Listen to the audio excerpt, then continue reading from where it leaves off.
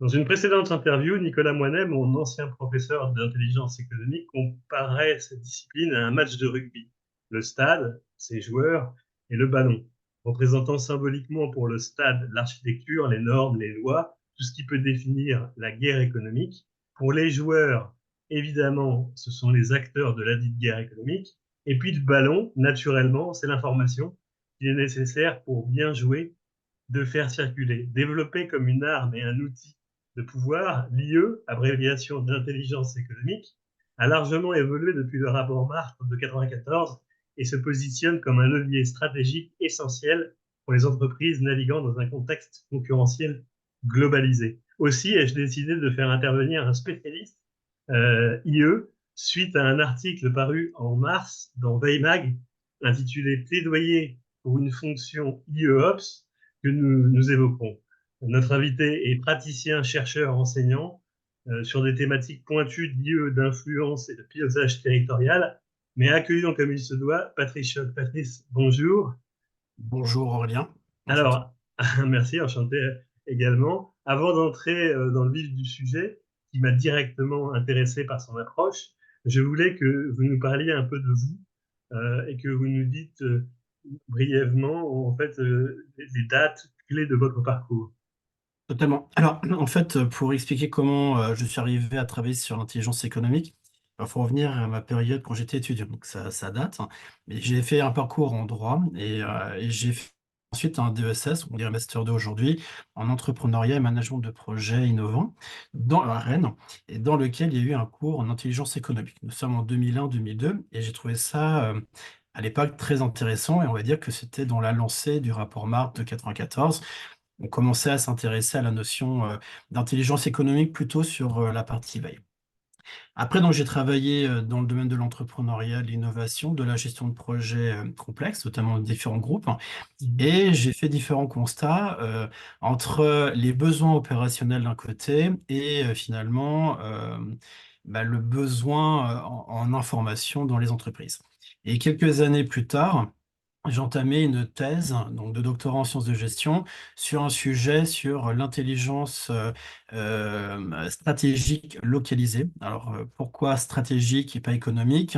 C'est Mhm. qu'en fait, cette thèse portait plus précisément sur l'application des piliers de l'intelligence économique, normalement la veille et les réseaux, Mhm. sur toute forme d'organisation, publique comme privée, et localisée, parce qu'en fait, il fallait localiser précisément la question des réseaux, des parties prenantes et finalement des besoins même dans l'entreprise.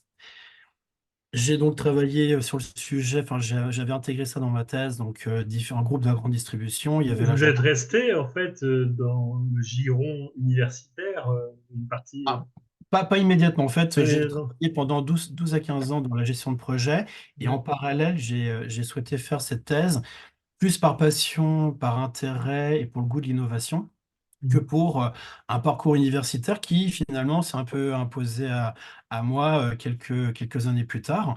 Et ce qui explique aujourd'hui, après un parcours à l'université de Rennes, je suis maintenant enseignant-chercheur à l'EDC Paris Business School, notamment responsable notamment du département entrepreneuriat et innovation, mais également coordinateur scientifique de deux chaires, une Impact Lab et une autre Easy Lab sur l'intelligence stratégique, innovation et transition. Et donc finalement, le terme praticien-chercheur, en fait, vous Alors, l'habitez praticien-chercheur, pleinement. oui, tout à fait, parce qu'en fait, il est très important, enfin, à mon sens, et je pense que tous les chercheurs le diront, mais en fait, moi, je viens du domaine de l'entreprise à la base, donc j'ai une forte appétence à la réalité de l'entreprise. Et des organisations en soi. Et c'est important de faire le lien avec la réalité enfin, les besoins de la recherche pour justement répondre à des problématiques que l'on peut avoir en sciences de gestion. Donc, c'est pour ça que c'est très intéressant de naviguer entre la pratique d'un côté et finalement Mhm. la recherche de l'autre. Donc on l'a bien compris, en fait, vous êtes un Breton passionné d'intelligence économique. Comment est-ce que vous appréhendez, vous, l'IE, ses composantes? Qu'est-ce que ça représente l'IE pour vous, à vos yeux? Alors, L'IE, de manière habituelle, on réunit toujours la veille, le pilier de la veille, le pilier de la protection et les Ouais. piliers de l'influence. Moi, je ne vous cache pas que j'ai un fort intérêt pour la notion de réseau, qui d'ailleurs fait écho avec ce qu'également fait Nicolas Monet, Mm. puisqu'en fait, petite anecdote, mais en 2012, il y a eu un ouvrage qui était assez intéressant, qui était le guide du retard de l'intelligence économique. Donc vraiment Oui, fait comme un guide du retard. oui, oui, Mais oui. alors, ce qui était assez étonnant, c'est qu'il y avait énormément de choses sur la veille, énormément de choses, un peu moins, mais sur la protection, et finalement quelques pages sur la notion d'influence, qui est relativement large, hein. Ça peut aller du lobbying politique, etc., aux relations d'affaires. Donc, moi, je suis plus orienté vers la notion d'influence, de réseau, de relationnel, et in fine de partie prenante. Parce que pour moi, il faut associer les parties prenantes internes à une entreprise, Mhm. peut-être les collaborateurs, quelles que soient les fonctions opérationnelles ou les fonctions de support, et les parties prenantes externes. Alors, il peut y avoir bien sûr les clients, les fournisseurs, mais tout ce qu'il peut y avoir autour. Et je pense que c'est très important justement d'imbriquer la notion d'information, de veille, et bien sûr de parties prenantes et de réseaux associés, justement ensemble pour pouvoir avoir quelque chose qui soit tangible d'un point de vue opérationnel pour Parce que les équipes. actuellement, c'est pas ce qui se pratique, par exemple. Alors, aujourd'hui, il y a en fait plusieurs niveaux de lecture de l'intelligence économique. Il y a une lecture, alors il y a différents auteurs, mais lorsqu'on regarde bien, il y a l'intelligence économique, voire certains parlent de guerre économique. On a un ouvrage qui est Mhm. sorti dernièrement de Christian Arbulot, très intéressant, dans lequel Mhm. il faut comprendre l'environnement et la situation au niveau macro. Donc ça, c'est très important. Donc ça, on a ça. On va avoir des consultants ou des spécialistes qui vont travailler auprès de dirigeants d'entreprise pour les accompagner dans la réflexion stratégique sur notamment de l'information. Donc ça, c'est aussi important. Mais et j'avais déjà sorti ça dans le cadre de ma thèse, enfin j'avais étudié la question, c'est qu'en fin de compte, on est toujours sur une vision stratégique, puisqu'on dit intelligence économique, vision stratégique, et finalement, on peut toujours s'interroger sur la réalité opérationnelle. Et j'ai Mhm. un exemple. J'ai travaillé il y a quelques années pour un groupe. Donc, j'avais quelqu'un qui avait travaillé précisément sur un projet d'intelligence économique avec une plateforme, etc., qui était rattaché à la direction marketing. Soyons clairs, le directeur marketing, on n'en voyait pas d'utilité. C'était clair, sûr et certain. Vous voyez Mhm. déjà, il y avait une question de sensibilité à avoir. Mhm. Et donc, j'avais fait présenter le projet, la plateforme au directeur du développement. Donc quand même qui est une stratégie, enfin, qui est un point stratégique important lorsqu'on développe une entreprise. Et Oui. j'étais très étonné parce que la plateforme était extrêmement intéressante. Elle recensait des informations qui étaient extrêmement utiles, qui étaient vraiment très pertinentes. Et là où j'étais très étonné, c'est que le directeur du développement, France, hein, donc c'est pas le petit niveau, dit, bah, je suis intéressé, apportez-moi les versions papier. Donc il y avait une solution qui était numérique. Et Ouais. très clairement, qui dit version papier, dit document qui va rester un certain temps sur le bureau sans forcément avoir un traitement approprié. Et ce qui était par contre très intéressant et paradoxal, c'est que j'ai appris que c'était plutôt les directions achats et directions logistiques qui étaient très intéressées par la plateforme. Alors, Mhm. pourquoi cet exemple? Bah, cet exemple, c'est tout simple, c'est qu'en fait, on est face à un grand groupe, hein, donc je n'aurai pas le nom, mais voilà, qui a des besoins d'information, des informations macro pour comprendre l'environnement dans Mhm. lequel il est au niveau Stratégique, ouais. informationnel, exactement. Et puis, d'un point de vue territorial, bah, des actions tactiques de positionnement des enseignes, des magasins, etc. Parce que c'était plutôt dans la grande distribution. Et face à ça, bah, la direction développement moyennement intéressée. Par contre, les fonctions opérationnelles, achat et logistique étaient très intéressées. Mhm. Donc, ce qui m'amène à dire que finalement, de fait, par la pratique, il s'avère que cette solution euh, a plutôt intéressé ces fonctions. Mais lorsqu'on regarde bien, finalement, on reste toujours sur l'intelligence économique comme quelque chose qui est essentiel à une décision stratégique, ce qui est vrai, hein, donc c'est très important. Mais il y a un besoin de décliner Mhm. le besoin d'information. C'est-à-dire qu'il y ait une déclinaison de la stratégie en opérationnel, on va dire, c'est dans les règles de l'art de la gestion. Mais je pense qu'il est important aussi de recenser les besoins d'information, mais également en réseau, des fonctions opérationnelles. Alors, quand je dis opérationnel, je comprends en fonction propres à l'activité principale de l'entreprise, logistique, production, Mhm. commercialisation, service, et cetera. Puis bien évidemment, les fonctions plutôt support, mais qui peuvent être de tout ordre. Ça peut être juridique, ça peut être lié à la finance, lié au marketing, etc., etc. Tout dépend bien sûr du secteur d'activité. Alors, il y a une question qui découle de ça. En quoi l'IE est-il un levier pour la compétitivité? Bon, Alors, ça paraît anodin de le dire, mais bah, c'est un levier pour différentes raisons. En fait, il y a plusieurs choses. Il y a bah, le fait d'être déjà informé. Je oui. veux dire, ça va de soi, si on n'est pas informé, c'est un peu difficile de voir, de pouvoir détecter une menace qui peut couler une entreprise ou de détecter une opportunité qui peut justement permettre de saisir une stratégie, enfin une opportunité stratégique. Mm. C'est le premier point. La veille, si elle est faite intelligemment vis-à-vis des concurrents, bah, ça permet aussi de mieux se positionner par rapport à ces derniers, de pouvoir anticiper, voire d'évaluer leur progression. Et puis, Mhm. si je reprends l'approche très opérationnelle dont je parlais, bah, ça permet aussi de travailler sur la chaîne de valeur même de l'entreprise. C'est-à-dire que si on arrive à optimiser les besoins d'information, et que bien sûr les fonctions opérationnelles en aient conscience de ces besoins et qui répondent précisément à des aspects très pratiques, bah, ces derniers, ça va leur permettre d'optimiser leurs actions, donc d'optimiser la valeur même de Oui, l'entreprise. et donc du coup, en fait, la compétitivité. J'ai bien compris. Il y a trois, il y a trois choses importantes que j'avais notées dans l'article. En fait, il y a trois verbes plutôt: anticiper, innover et optimiser. En quoi c'est un triptyque gagnant, ça?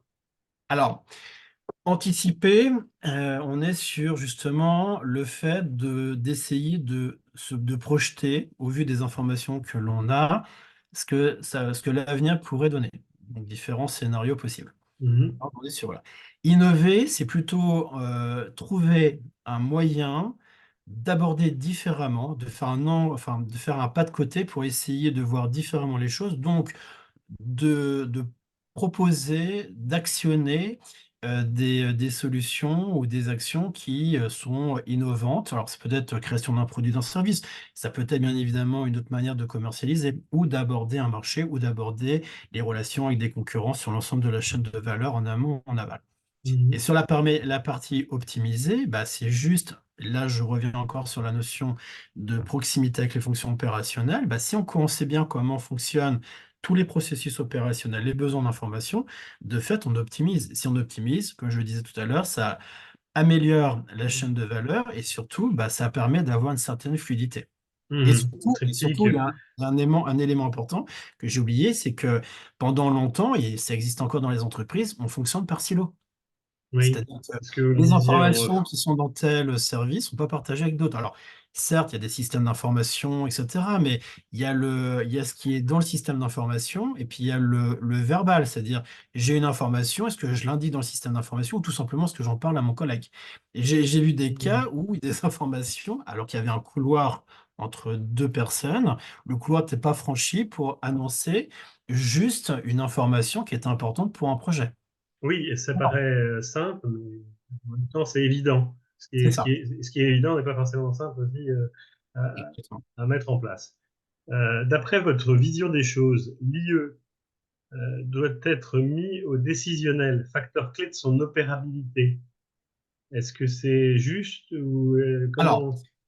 il faut que ça soit mis au décisionnel, mais il faut qu'il y ait plusieurs types de décisions. Aujourd'hui, l'IE est quand même sur un positionnement décision stratégique, décision éventuellement tactique. Alors la différence, pour en faire par rapport à la pyramide en dessous, c'est que le stratégique va être calé avec la vision de l'entreprise et va prendre des décisions sur du long terme. Le tactique, ça peut être des projets, des choses qui Hmm. peuvent agir. Et je pense que sur le décisionnel, il faut vraiment encore avoir un approfondissement sur le quotidien. Et nous, en C'est-à-dire France, comment les on composants est principaux. bon. Non, nous, en France, on est bon, en fait, stratégiquement, mais on pêche tactiquement parlant. Ou c'est comment ça se passe? Est-ce qu'on on peut dire cette phrase? Alors, de manière très ironique, je reprendrai un livre qu'a écrit Christophe Baumard en 2012. Il a écrit Le vide stratégique.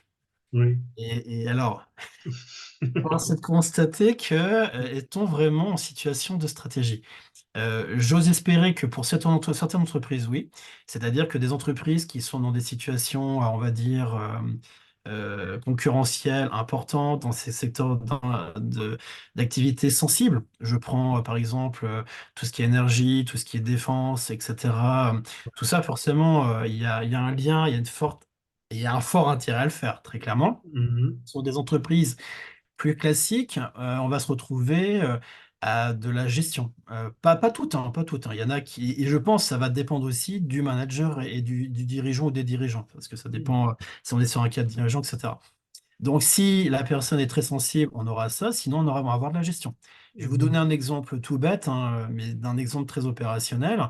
Une information qui arrive auprès du dirigeant, enfin, du directeur d'une unité commerciale, on lui annonce l'arrivée d'un concurrent, donc qui est vraiment à 300 mètres de chez lui. Réaction, au lieu de se battre en disant, tiens, comment est-ce que je vais faire pour bloquer son arrivée, réaction, c'est, je vais impacter moins 5% sur mon chiffre d'affaires prévisionnel de N+1. Ouais. Donc là, clairement, on Mhm. n'est pas dans de la stratégie, on n'est pas sur de la tactique, on est On est sur entre deux. l'action et voilà. Donc tout va dépendre bien évidemment des secteurs Des d'activité. secteurs. Comme je le dis, hein, il y a des secteurs d'activité où c'est très sensible, donc ils vont forcément être extrêmement réactifs. Donc on va dire, voilà, ça va dépendre. Alors, on va parler maintenant, en dernière question, innovation, avec un concept en fait que vous avez développé et qui m'a plu grandement et pour lequel en fait j'ai voulu qu'on le mette en exergue, l'intelligence ops.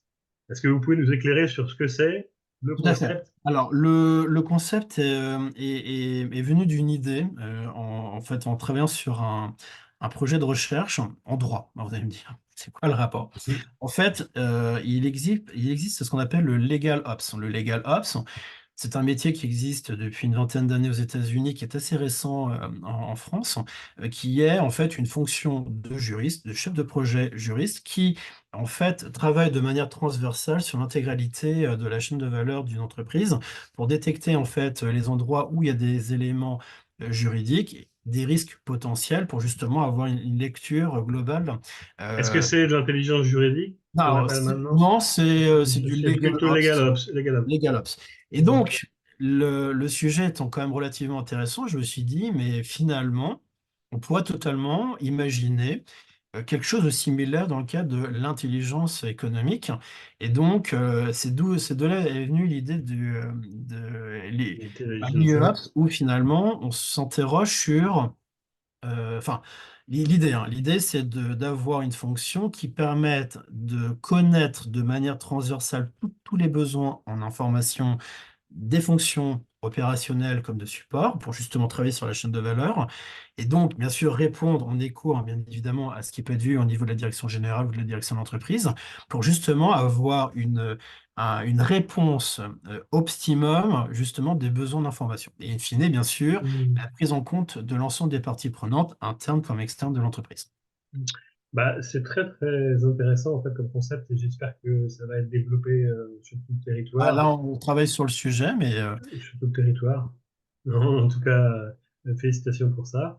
Euh, Avant que nous concluons en fait cette émission, vous avez le mot de la fin, c'est-à-dire un mot d'expression en fait, ce que vous voulez. un monde d'expression. Euh, Alors, moi, j'aime bien une citation, j'aime bien les citations. Ouais, ok, moi Donc, aussi j'aime j'aime bien. beaucoup une citation, mais c'est juste pour la notion d'opportunité. C'est celle de Richard Branson, c'est ça, qui a dit lorsqu'on vous propose une opportunité et que vous avez peur de ne pas être compétent, peu de Mhm, choses près, hein, saisissez-la et vous apprendrez après. Alors, pourquoi je donne cette citation, que je trouve en soi très intéressante en termes d'opportunité? mhm. C'est juste que lorsqu'il y a quelque chose de nouveau, d'innovant, etc., il faut saisir l'opportunité d'agir, de tester, au lieu de se dire je suis pas sûr d'y arriver, etc. Et je pense que le fait d'imaginer des concepts comme l'IOPS, mais ça peut être autre chose, hein, ou même de mettre en place ce genre de choses, c'est justement contribuer à la fois de manière opportune à développer de l'innovation au sein des organisations. Très bien. À moi de conclure cette émission, mais avant ça, je vous remercie en fait, d'y avoir participé. En fait, Patrick Choc. Merci beaucoup. L'IE est une matière passionnante. La traiter en une vingtaine de minutes, c'est un exercice périlleux. Mais En j'espère effet. que cette émission vous aura apporté les prémices d'une grille de lecture que nous propose Patrick Choc avec le concept d'Intelligent Ops, IE Ops, véritable noyau central dans l'entreprise, permettant la performance et l'agilité. La mise en œuvre de cette fonction se veut être une réponse stratégique dans un paysage économique complexe et ultra rapide. Les défis de demain, adaptation, excellence opérationnelle et innovation forment un terreau propice à l'innovation et à la croissance. Merci de nous avoir suivis et je rends l'antenne et je vous dis à très bientôt en fait, pour une autre émission Veille Mag. Merci. Merci Patrick. Merci.